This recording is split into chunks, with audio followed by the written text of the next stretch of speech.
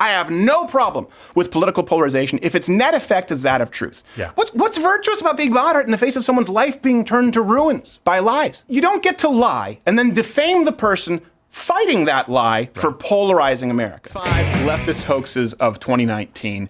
So question of the day, let me ask you this. Genuinely, how do you vet news stories today? If you read or hear something interesting, what do you do to determine the veracity? I'm really curious, let me know, because it is getting pretty difficult. So obviously I believe that the left is wrong. And everyone's saying, why do you say right or left? Shut up. I believe they're mainly wrong about everything.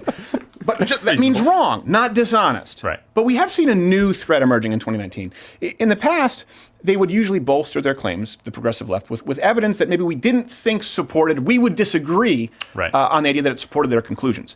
But now there's a movement, and when I say this, I mean Hollywood, media, and those in the DNC. So I know someone out there like, I'm a classical liberal. I get it. Not talking about you, Ruben. Looking at you, Ruben. But they've pivoted to completely false hoaxes to support the majority, certainly a plurality of their political agenda. So we're going to look at the top 5 verifiable hoaxes perpetrated by the left in 2019. And we're not even at summer break yet. No, Keep in mind. They packed them in. The MTV VJs just packed up their tarp from Cancun, and we already have 5 to go through. So you watched number 5, Kavanaugh rape hoax, obviously, is a pretty big one. A lot of people are saying, wasn't that 2018? No, it happened this year. That's how slowly it's going by. So after the investigations, they showed us that Supreme Court nominee Brett Kavanaugh didn't have any kind of a record. Suddenly, Democrats, they trotted out lines of women claiming that he not only assaulted them sexually, but he he would run rape gang rings. There's no way that word is going to sound. I made it sound. How can you make rape gang rings sound worse? I just did. Rape gang rings. Something. And they did it right before the vote. Zoinks. Lest you think I'm exaggerating, because a lot of people forget, here you go. Indelible in the hippocampus is the laughter. She's a doctor. This third accuser, her name is Julie Swetnick, publicly identified herself and alleged that Kavanaugh and others in the early 1980s spiked the drinks of girls at high school parties with intoxicants to make it easier for them to be gang raped. Okay, so it must be true. Gay rape gang rings. It's very difficult to say. Say it 5 times fast. If you do, they'll make sure that you never make Supreme Court. So Blasey Ford, her accusations, by the way, completely fell apart. Before we get to the gang rape, she couldn't determine the place where the alleged assault happened. The people she remembered being there, they denied the event ever having taken place. She couldn't remember the year it happened, and outside counsel concluded that there would be no reasonable prosecutor who would bring criminal charges against the judge. Her story kept changing, and as time went on, by the way, her therapist, the notes from her therapist presented a completely different account than the one that she gave in her hearing. That Julie Swetnick she just mentioned made the gang rape accusations. I cannot say that word. It's impossible. Anyway, the bottom line is, after mulling it over, understanding potentially the threat of perjury, she walked it back a little bit. Really? But you say he was a gang rapist. It's about optics. Wait, what? What optics are bad here? Namely that I lied about gang rape. Those ones. In the war of PR, lying about gang rape. By the way, the third accuser admitted, by the way, she'd never even met Kavanaugh. That was one too. So remember, those are the 3 main accusers. At least be in the same room with the guy one time in your life. This is the highest level of hoax. It's a coordinated effort by Democrat activists to push a completely false story in order to prevent a Supreme Court nomination. And of course, the left, they didn't accept the results when their hoax fell to pieces. They still smear him as a rapist. And by the way, I'm not in the business of ascribing motive or intent here, but honestly, let me ask you this. What does it take? 2 out of 3 were verifiably completely false. They pulled it back themselves, with the only one remaining presenting 0 evidence, absent the cases where she presented verifiably false evidence.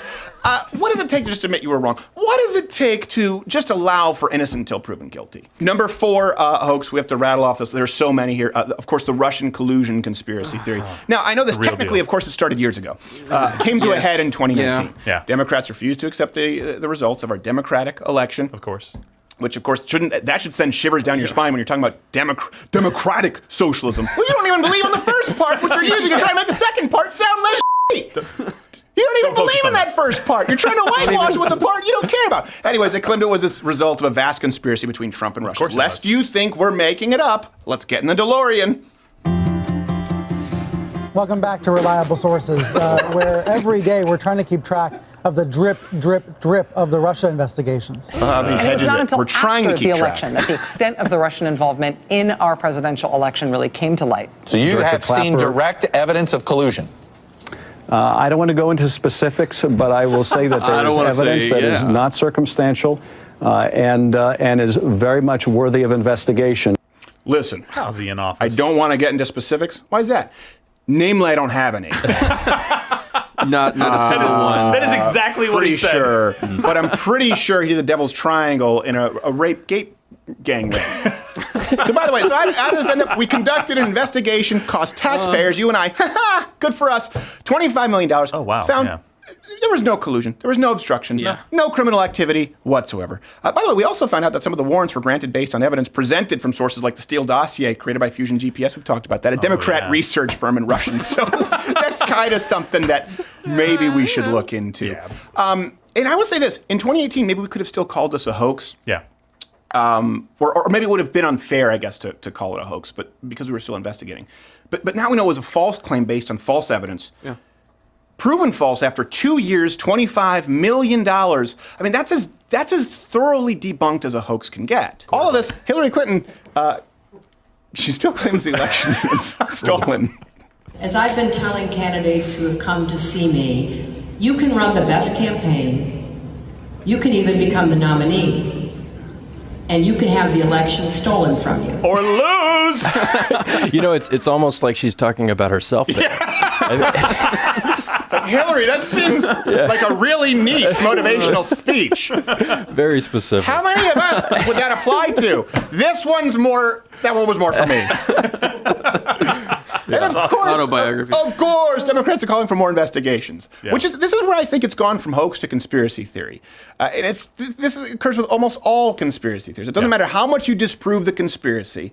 They believe it even more after you provide them with research. You see it with Trump and the Russians. If we didn't land on the moon, vaccines cause autism, or Brett Kavanaugh ran rape gangs in the Devil's Triangle underground. The point is, it doesn't matter if you present it. It's like, hold on, there's complete evidence that's not the case. Or do they want you to believe that there's evidence that it's not the case? What? About the Russians, NASA, but I repeat myself. What?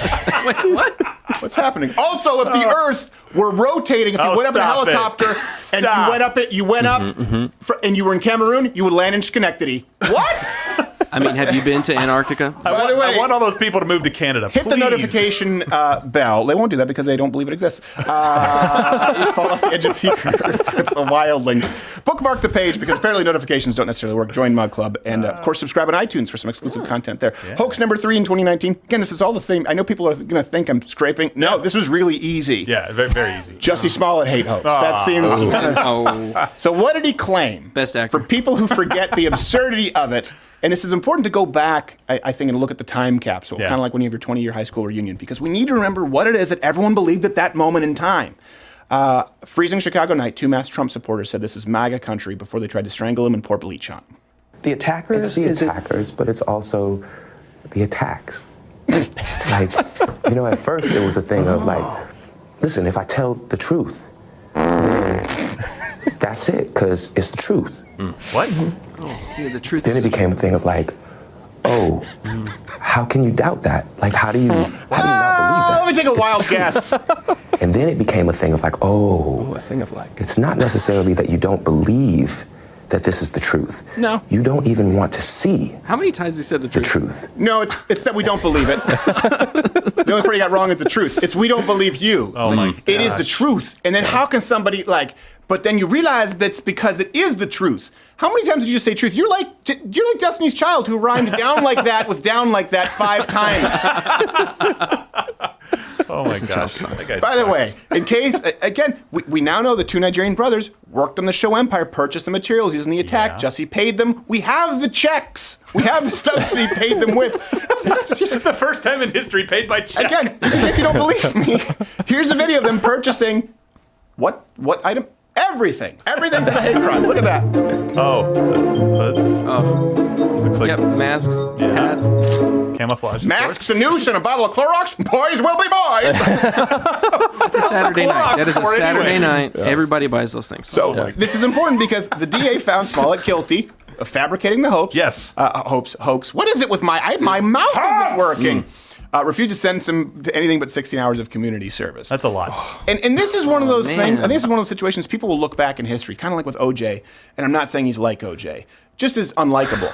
But they'll look back in history and say, how did that guy get away with it? And that's what's so corrosive with these hoaxes, because it received wall-to-wall coverage from the leftist media, who really wanted this to be a hate crime by MAGA hat-wearing racists. They really wanted that to be a case. When it fell apart, they're not going to be the ones left with eggs on their face. What, they're going to admit they're wrong, or that Kavanaugh isn't a gang rapist? What do you expect from us? Hoax number 2, we're getting very near the end of this. The Covington kids, the hate hoax. Remember the kids wearing MAGA hats? They supposed originally, again, time capsule. Oh, look, lies. Everywhere.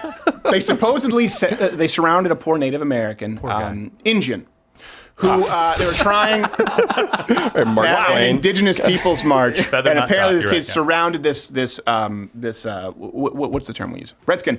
Shouting, "Build that wall." This was the coverage. Catholic high school students seen wearing "Make America Great Again" hats, appearing to face off with Nathan Phillips, a 65-year-old Native American, as he pounded his drum near the Lincoln Memorial during an Indigenous Peoples March.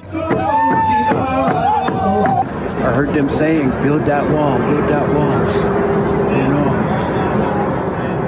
this is indigenous lands. We're not supposed to have walls here. We never did. Yeah, well, I guess if the toothless meth head claims he heard it, it must be true. Good enough for me. This is reliable sources, after all. Mr. Toothless Meth Head, did you hear them yell out racial epithets? Yes, I believe that I did. Good enough for me. John Lemon, you're next. Accurate source. That's awesome. What actually happened? Students were waiting for their ride, and they were being harassed by black Israelites for an hour. And then Nathan Phillips decided to pile on. It turns out that he approached the students, banging his drum in their faces. Here we have some video. Yeah. There we go. He's walking in. Business. Here come Gad. Here come Gad. What's that guy yelling? I don't know what that means. Dad?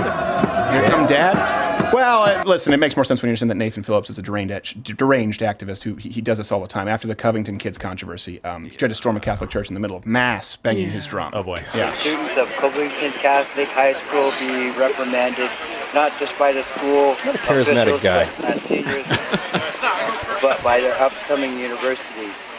We show the Catholic Church how to respect prayer, how to respect ceremony. It is not even their lands, and we still help them respect. Can someone please take his drum and put his head through it so he wears it like a necklace? It's not a real call to violence, by the way, because it's just cartoonish. It wouldn't hurt at all. It's just like, duh, boss. That's what I want to see. You always find it funny that he's talking about his land and he's on the iPhone? The white man forces me to live this way. Really? I don't think so. I mean, that's the updated Android. Seems like things aren't that bad for you. If I don't update it, they throttle my battery. Anyway, that's enough time. The final one, it's because 5 is the magic number on YouTube, so we could have done 20. There are a bunch of smaller hate crimes. Hoax number 1 is just a whole bunch of them because 5 wasn't enough. So there's like this example was a fake anti-Semitic attack on a Jewish restaurant in Canada. This got wall-to-wall coverage. The Jewish communities in Canada are still trying to make sense of an alleged fake anti-Semitic attack in Winnipeg. Whoops. Police say the owners of a family restaurant staged everything, but the family insists that they're telling the truth. Did you fake the vandalism We around this one? didn't. We didn't.